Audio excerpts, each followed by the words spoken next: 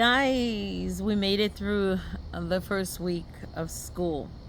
So, for those of you who are new to this channel, let me go ahead and just introduce myself. I am an educator. I've been teaching for quite some time. I love talking about money. Recently, I started a Tired Teacher series, and for some reason, it's resonated with a lot of people. So I'm just continuing to do that because it's resonating.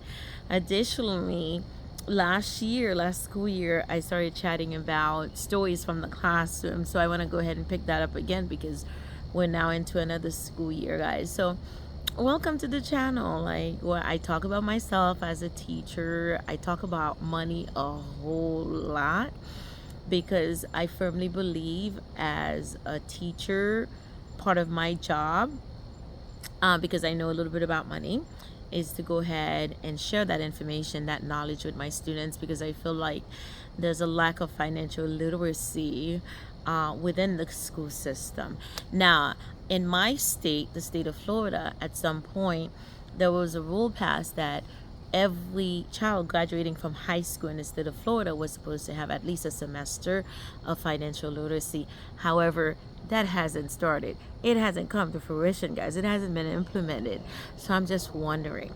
So along that line, guys, on Friday, okay, our first Friday of the school year, I started Finance Friday with 3 of my classes. Okay, most of these students are juniors and seniors in high school.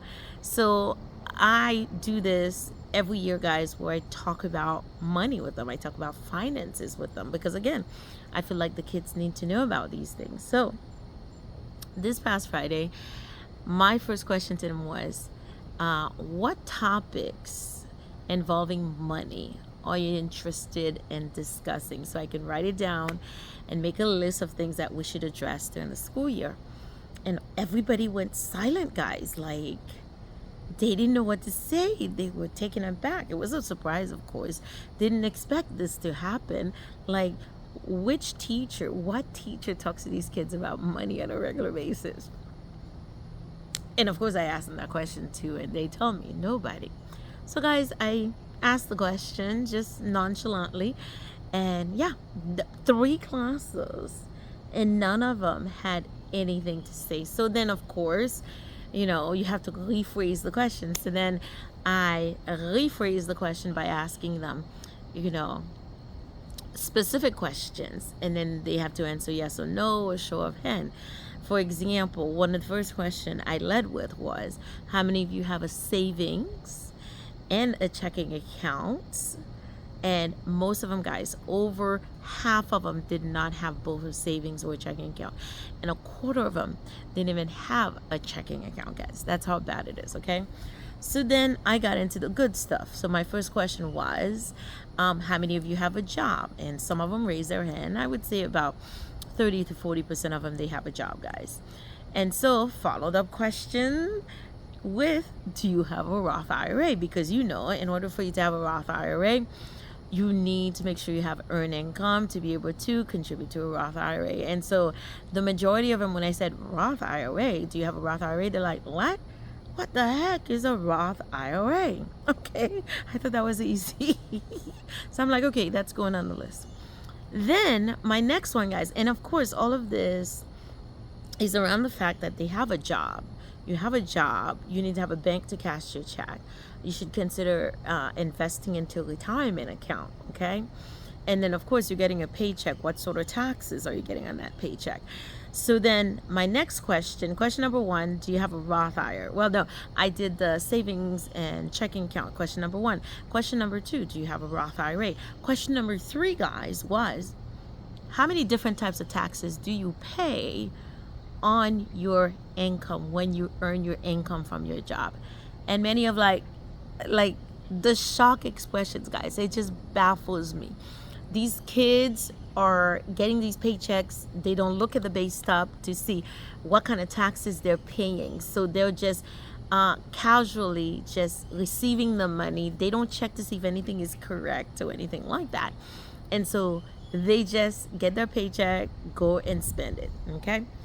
So then that's question number 3, I think. I just lost track, guys. Here's another big one. And this one is, I'm glad, big, pun intended, because the big, beautiful bill, guys, the big, beautiful bill that was just passed says that for people who do overtime hours, this next tax year, guys, they're not going to pay taxes on it. So then I'm like, do you guys know about overtime pay? And how much do you get paid when you work overtime? Again, the room went silent, guys. So all of these questions I'm asking, guys, essentially I'm getting silence from the students. Why? Because they don't know, because people don't explain these things to them, and these are things affecting them. Okay, so then that was the next question, guys. How much you get paid when you work overtime? And most of them couldn't come up with a concrete answer as to what they're getting paid when they're working overtime. There was one kid from 2 different classes, okay? So essentially 2 kids in total that knew that the big, beautiful bill says that if you work overtime, you do not have to pay taxes on that money that you're earning from overtime work. This next tax season, guys, if you can keep track, okay, that's for everybody, not just for the students, that's for everybody. If you work overtime at your job, okay, and you can prove that you worked overtime, you have your pay stub with the overtime hours worked. By the way, guys, if you haven't been keeping track of your pay stub, make sure you keep track of it. And thank God for technology. A lot of this is online, so you can go back through your pay stubs and document when you worked overtime. And if you did work overtime next year, next tax season, you can go ahead and put that on there, that part of your income comes from overtime and you don't have to pay taxes on it. Now, by the way, I do like that. Okay, so next, here comes the next one, guys. So again, this is based around the fact that they're working. Okay, so the next question was, how many of your companies that you're working for have a 401k? A few of them raised their hands from different classes. Remember, this is based on 3 classes. And most of them, guys, they had no clue. They had no clue. They're like, what? What the heck is that? What? Oh my God, what the heck is that? So when we look at these things, the students, guys, they need to know about this stuff. They're working. They're eligible for some of this money. Some of them, they could be getting matching contributions. That was the follow-up question. Does your job have a 401k? And if the student answered yes, does it have a matching contribution? So in the end, guys, what ended up happening is that after surveying 3 different classes, I found one student who knew about a Roth IRA, who actually started a Roth IRA. We didn't get into the details. We plan on getting into the details, guys. Who started a Roth IRA. And then there were a few people, a handful of students, who knew what a 401k was, who actually knows about the overtime pay and how the big, beautiful bill is going to affect overtime pay. So, guys, what I realize is this, I should change this to stories from the classroom. What I realize is that our students are deprived of financial literacy. They don't know that much for money. They just know, I'm going to work and make money. The majority of them, based on that impromptu survey I did in my classes, they know they're going to make money to take that money and return and spend it.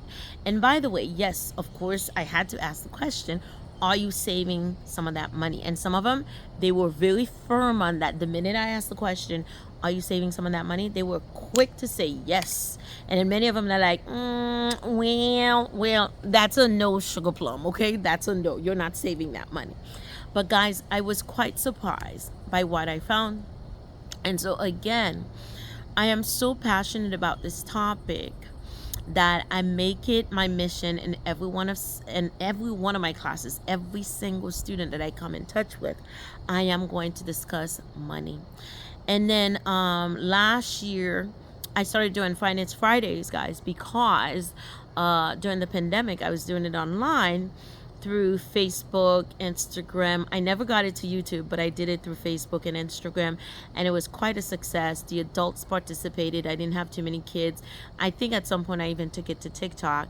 We did really well. So I'm like, okay, I can go ahead and adapt this to the classroom. So now for this school year again, I'm at it, where I'm going to be doing Finance Friday with them. By the way, guys, I'm sweating because I'm outside. It's so freaking hot out here, okay? It's Florida.